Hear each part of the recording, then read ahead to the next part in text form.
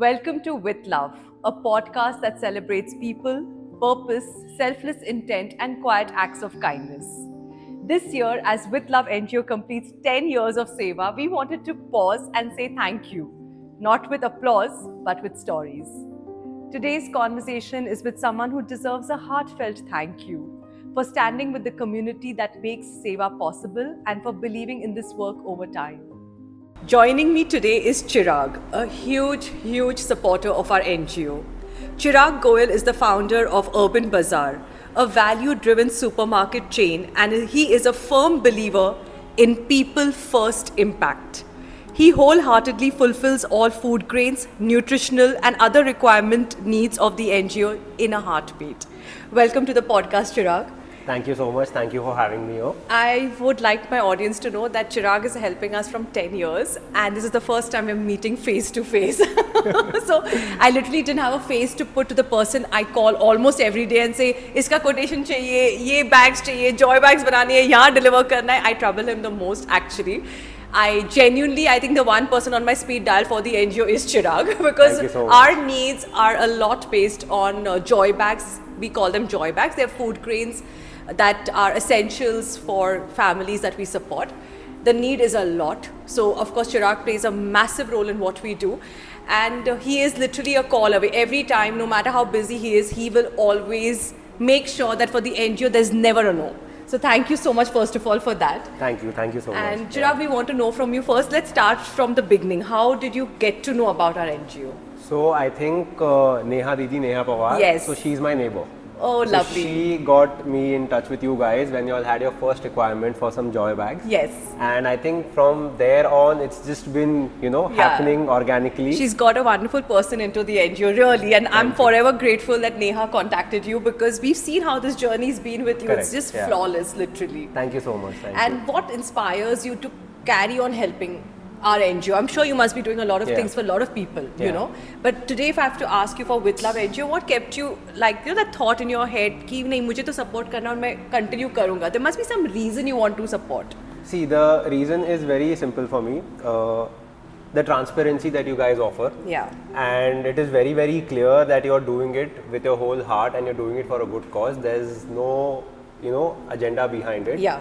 Because there is everything is very transparent and it's very smooth and you all are very clear in your communication. So as a person who wants to be associated with you and who wants to lend a helping hand, it becomes very simple because I can do it without thinking twice ki, okay, is it going to the right place? Is it happening for the right reason? That matters a lot. You need to know that all the help you're providing, how is that being converted into help further? Correct. And when you realize that there's a lot of trust, transparency and belief in that NGO, you want to continue. Definitely. Can you tell us something more about any other social work that you do? We want to know more about you as a person and what you think, how much social work matters in a community.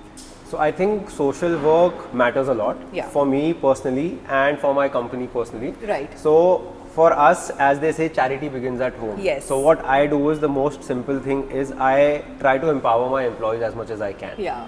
And if they are in need of something which goes beyond what we already give them through the company, Correct. we don't think twice. Wow. We help them without expecting anything else in return. Yes. So, if he works with us, he leaves, it's fine. So if we are doing that, it's for selfless nature. There have been times we've extended our help, but that employees ended up leaving in the next 4 months, which is okay. Which is fine by you because you're just thinking about your niyat and your karma, so to say. Yes. And also, so I have recently discovered there is a Gaushala on my way to work. Yeah. So I go there every day. Oh my God, that's beautiful. And I try to, of course I feed the cows every day, every morning, and if they need anything, I extend my help. That's brilliant because we've recently tied hands with a Gaushala as well. Okay. And just last year we got them under our belt and we're trying to provide all the help and the needs to get fulfilled there.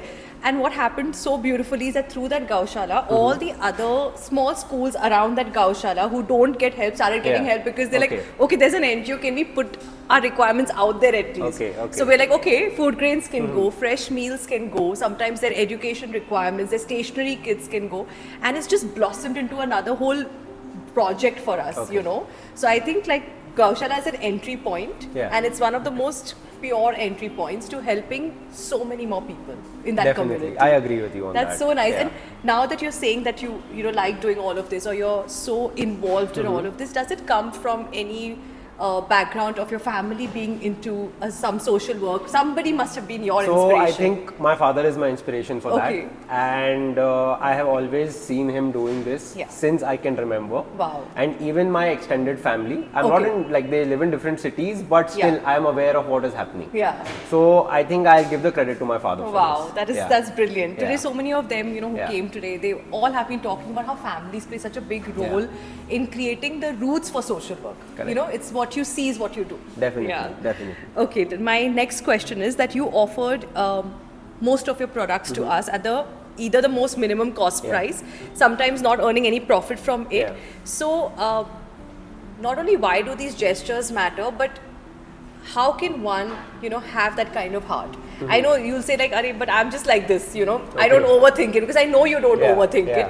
But I really wanted to like dig deep and tell me like from where is this coming? That मुझे cost price पे देना, मुझे profit नहीं earn करना. Recently you adopted one child's education through our NGO. So from where is this?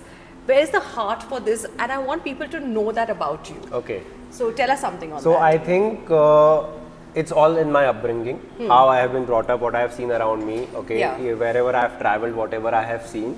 So it's the joy that these people get when you give them something. I have a very small incident that I would like to share with you. Please. So I think I was studying in New York and I was walking to my class. Okay. So there was a beggar on the street who was asking for some money. He said, either if you can give me money or a meal, that would be great.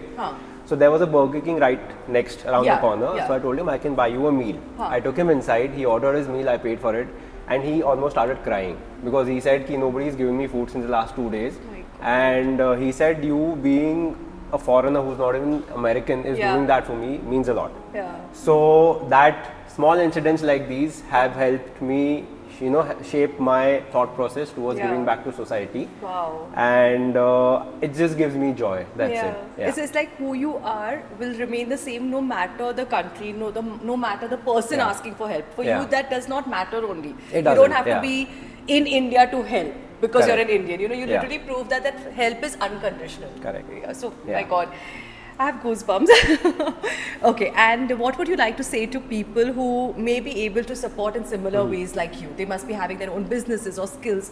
And what can you tell them today that may inspire them to come forth and help us? They might think बहुत छोटी सी बात है, लेकिन छोटी सी बात नहीं है. So can you share that, a few tips on that? So see, I have learned this from my father. What we do is 0.1% of our daily sales we take out on the side to give away. So daily, I know people who do that percentage monthly. We do it on the daily sales. Oh my God, wow. Because it's 0.1%, it's negligible for us.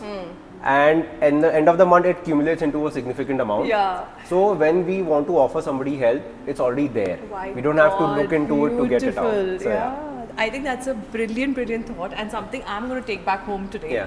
So NGO aside, also the other sevas that I do, this is a great way to not overthink that, okay, I'm going to be pressurized for providing that help through that money on that particular day. But using this tip of yours, if I just pull that 1.1%, it's really not going to hurt at the end of the month. And I think that's a brilliant tip, and I think all of you can get inspired to do something so small, something so minimalistic in your life, but actually at the end of the month it's going to land up helping someone so much more.